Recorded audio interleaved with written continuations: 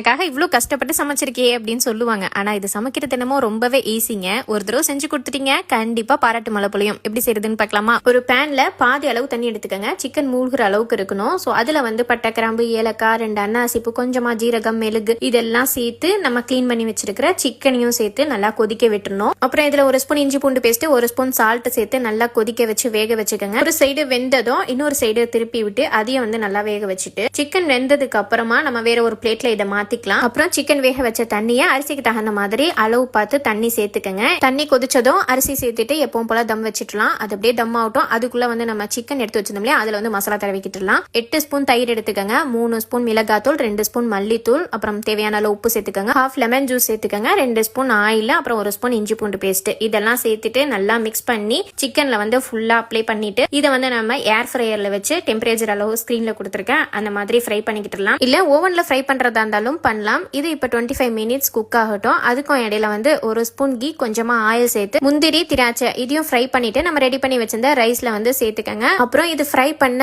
Oil key mix பண்ணி வச்சு fry பண்ணோம் இல்லையா, அதையும் வந்து மேல வந்து சேர்த்துக்கங்க. அவ்வளவுதான், நமக்கு சிக்கன் ரைஸ் வந்து ரெடி ஆயிடுச்சு. அப்புறம் சிக்கன் 25 மினிட்ஸ் வச்சதும் வந்து நல்லா சவந்து வந்துருச்சு. இதை வந்து இன்னொரு சைடு திருப்பிட்டு அதே டெம்பரேச்சர் அளவுக்கு மறுபடியும் செட் பண்ணி வச்சுக்கோங்க. இப்போ ஃபுல்லா குக் ஆகினதுக்கு அப்புறமா மேல வந்து 1/2 லெமன் ஜூஸ் அப்புறம் பட்டர் மெல்ட் பண்ணி சேர்த்துக்கங்க. அவ்வளவுதான், சூப்பரான சிக்கன் ஃப்ரை அண்ட் சிக்கன் ரைஸும் வந்து சூப்பரா ரெடி ஆயிடுச்சு. டேஸ்ட் செம்மையா இருந்துச்சுங்க. இந்த ரைஸ்க்கு வந்து மஜ்பூஸ்க்கு செய்யற தக்கூசும் செஞ்சிருந்தேன். ஆல்ரெடி இந்த ரெசிபி நான் சொல்லியிருக்கேன், இதனால இப்ப சொல்றேன். 3 தக்காளி வேக வச்சு ஸ்கின் ரிமூவ் பண்ணிட்டு ஆறுனதும் மிக்ஸி ஜார்ல சேர்த்துட்டு கொஞ்சமா டொமேட்டோ பேஸ்ட், உப்பு சேர்த்து அரைச்சிட்டு தாளிப்பு மட்டும் கொடுக்க வேண்டியதான். அவ்வளவுதான், சூப்பரா எல்லாமே ரெடி ஆயிடுச்சு. சிக்கன் வித் ரைஸ் செம்ம டேஸ்டா இருந்துச்சுங்க. கண்டிப்பா இதை ட்ரை பண்ணி பாருங்க. நெக்ஸ்ட் வீடியோல பார்க்கலாம்.